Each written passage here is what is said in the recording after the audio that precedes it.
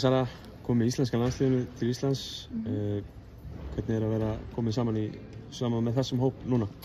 Bara skemmtilegt. Við erum með ungt lið og áttum rosalega erfiðan leik núna síðast á móti bara einu besta lið í heimi, þannig að við ætlum bara að reyna að ná, það var fullt af jákvæðum punktum á þeim leik og ætlum bara að reyna að byggja á því og ná í sigur á móti Rúmeníu. Talar erfiðan leik, ég meina þið farið náttúrulega, þú veist, að spila móti besta liðinu í Evrópu, þú veist, gegn 50 milljón manna þjóð, við meina þetta körfubolta þjóð, Spánn. Algjörlega. Vitandi þetta áður við fórum inn í leikinn, hversu svona, er þetta samt erfitt andlega að spila móti svona sterkum liðum? Þetta var alveg, undirbúningun var aðeins öðruvísi, myndi ég segja, en við vorum, þú veist, bara brattar og við höfum bara okkar markmið og þannig og nei, þetta var bara leikur, skilur, þetta er bara, þannig að þetta var ekki það öðruvísi en, þú veist, já, eins og ég segi, við gerum fullt af góðum hlutum og öðrum kannski sem við getum lagað.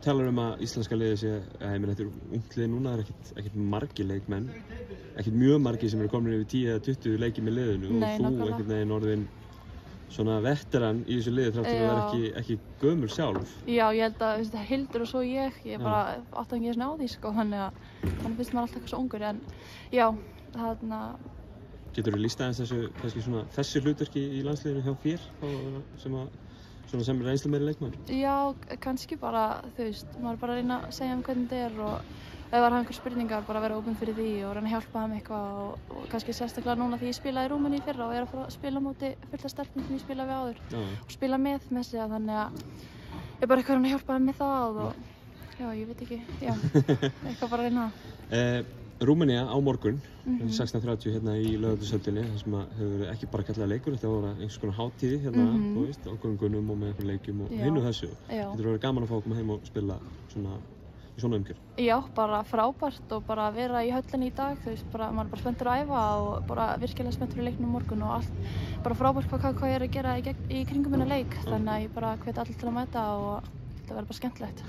Möguleika liðsins öllu betri heldur en á móti Spáni.